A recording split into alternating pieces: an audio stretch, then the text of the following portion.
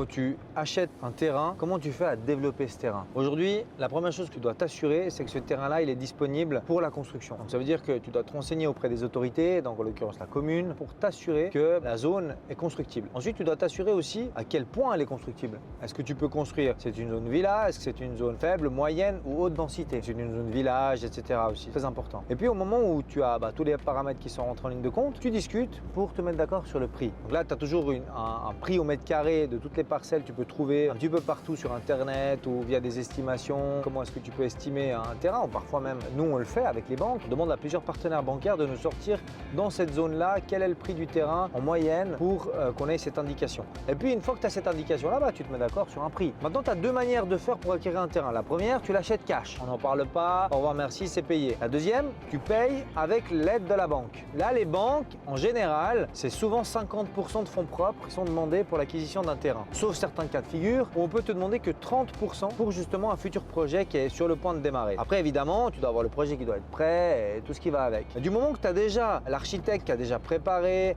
un plan financier, de savoir exactement combien de mètres carrés est-ce que tu peux prévoir sur cette parcelle, etc., la banque va être très réceptive à se dire ok, on prend très peu de risques parce que sur ce terrain-là, on est dans une zone où il y a une forte demande, où le prix du terrain est relativement correct et derrière, on sait qu'on va vendre. La banque va te suivre. Ensuite, quand tu te mets d'accord avec le vendeur, tu as deux manières de faire. La première, tu payes immédiatement le prix du terrain, si tu as la banque ou pas. Et la deuxième, tu peux payer à l'obtention du fameux permis de construire. C'est le sésame, le Graal, lorsque tu achètes un terrain, c'est de pouvoir avoir la certitude avec ce permis de construire que ton projet se fera et pourra démarrer. Une fois que tu as ça, tu peux te mettre d'accord aussi avec le vendeur de dire ok, nous on vous paye une certaine partie tout de suite, donc on vous paye un acompte de X pourcentage du terrain tout de suite, et puis à l'obtention de ce fameux permis de construire, on vous paye le solde. Et souvent la banque est d'accord ou de faire la banque d'abord ou de faire la banque après. Si elle ne te connaît pas, tu es un jeune constructeur ou tu es un jeune promoteur, elle a moins de certitude sur ta capacité financière, elle va pouvoir te dire ok, nous on payera seulement lorsque tu auras ce fameux sésame et le permis de construire. Et puis ensuite, comment ça démarre? Ton architecte, il fait un plan financier. Il te dit ok,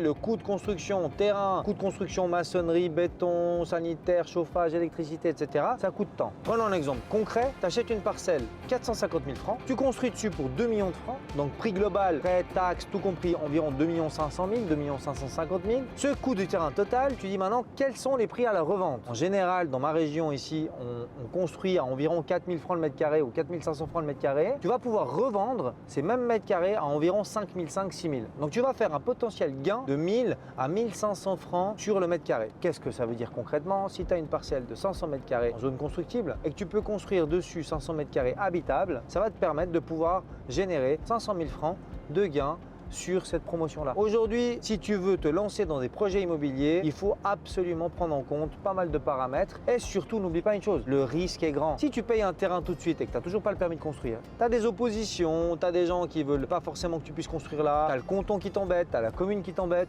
tu auras immobilisé de l'argent pendant X années. Ça m'est arrivé, je connais des partenaires avec lesquels je travaille qui ont immobilisé des millions de francs pendant 5, 10, 15 ans. Ils ont été embêtés par les communes, par les cantons et par tout ce qui va avec. Il faut faire très attention quand on fait ce genre de projet. Effectivement, les gains sont très importants, mais les risques aussi. Ne jamais oublier, lorsque vous faites un investissement, plus le rendement est intéressant, plus le risque va être important. Ça va toujours de pair. Donc faites très attention quand vous faites un investissement immobilier à bien prendre en compte ces paramètres-là et surtout, orientez-vous chez des professionnels qui vous aideront et qui vous accompagneront dans ces investissements. Justement, tu as une parcelle, tu souhaites te lancer dans un projet immobilier, tu as envie de faire fructifier le capital que tu as reçu ou que tu as à disposition et tu ne sais pas comment faire, tu peux aller dans ma description et cliquer sur le lien qui te permettra d'avoir un call avec moi où on pourra justement discuter de tous tes objectifs et certainement les dépasser ensemble.